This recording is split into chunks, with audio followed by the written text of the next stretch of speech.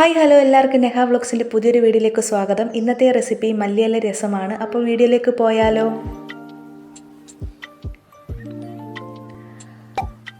അതിനായി ആദ്യം തന്നെ ഒരു പിടിയോളം ചുമന്നുള്ളി, 7 വെളുത്തുള്ളി എന്നിവയൊന്ന് ചതയ്ക്കാൻ വേണ്ടിയിട്ട് ഇടിക്കല്ലിൽ ഇട്ടിട്ടുണ്ട്. ഒരു നെല്ലിക്ക വലിപ്പത്തിൽ പുളി വെള്ളത്തിലിട്ട് വെച്ചിട്ടുണ്ട്. പിന്നെ 2 വറ്റൽമുളക് മുറിച്ചിട്ടതും, ആവശ്യത്തിന് കറിവേപ്പില, പിന്നീട് ആവശ്യത്തിന് മല്ലിയില. അപ്പോൾ ഈ ചട്ടിയൊക്കെ അടുപ്പത്ത് വെച്ച് ഒരു 2 ടേബിൾ സ്പൂൺ വെളിച്ചെണ്ണയൊന്ന് ചൂടാകാൻ വേണ്ടിയിട്ട് ഒഴിച്ചിട്ടുണ്ട്. ശേഷം 1 സ്പൂൺ കുരുമുളക് കൂടി ഇട്ട് നന്നായിട്ടൊന്ന് ചതച്ചെടുക്കാം കേട്ടോ. കുരുമുളകായാലും കുരുമുളക് പൊടിയാണെങ്കിലും കുഴപ്പമില്ല. അപ്പോൾ നമുക്ക് കുറച്ചും കൂടെ ടേസ്റ്റ് കുരുമുളക് ഇടുന്നതാണ്.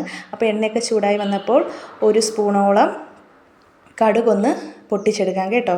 അപ്പോൾ നമുക്ക് ഈ രസത്തിന് വേണമെങ്കിൽ തക്കാളി ചേർക്കാം. അപ്പോൾ അതേ പൊടികളായിട്ട് ജീരകപ്പൊടി, ഉലുവാപ്പൊടി, മഞ്ഞൾപ്പൊടി, മുളക് പൊടി ഇത്രയുമാണ് എടുത്തേക്കുന്നത് കേട്ടോ.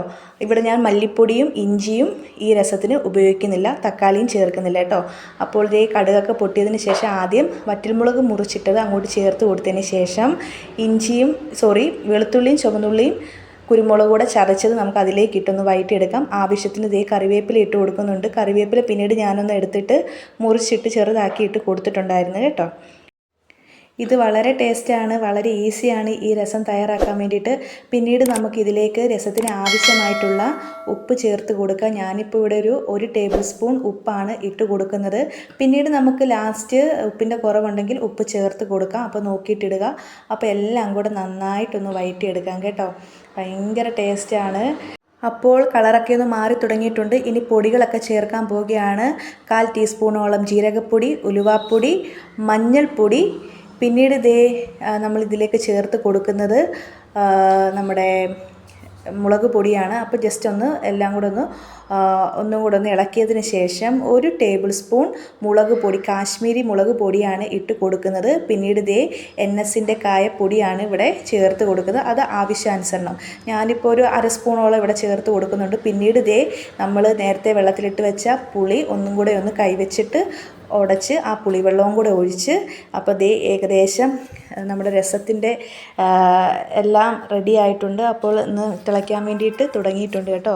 അപ്പോൾ നമ്മൾ അരിഞ്ഞു വെച്ച മല്ലിയില ഇതിനെയാണ് ചേർത്ത് കൊടുക്കുന്നത്. മല്ലിയിലയും ചേർത്ത് കൊടുത്ത് മീഡിയം ഫ്ലെയിമിലിട്ട് നമുക്ക് ഇനിയൊന്ന് തിളപ്പിച്ചെടുക്കാം കേട്ടോ.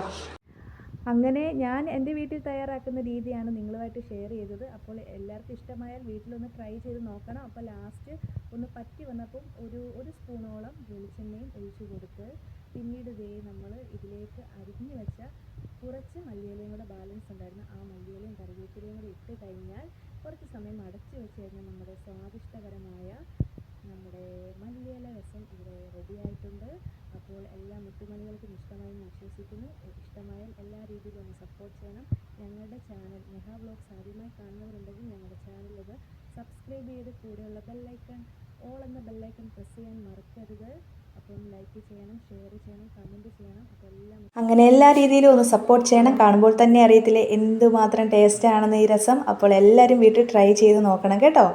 അപ്പോൾ ഇത്രയേ ഉള്ളൂ. ഇന്നത്തെ വീഡിയോ എൻഡ് ചെയ്യാൻ പോവുകയാണ്. Thanks for watching and bye. God bless you all.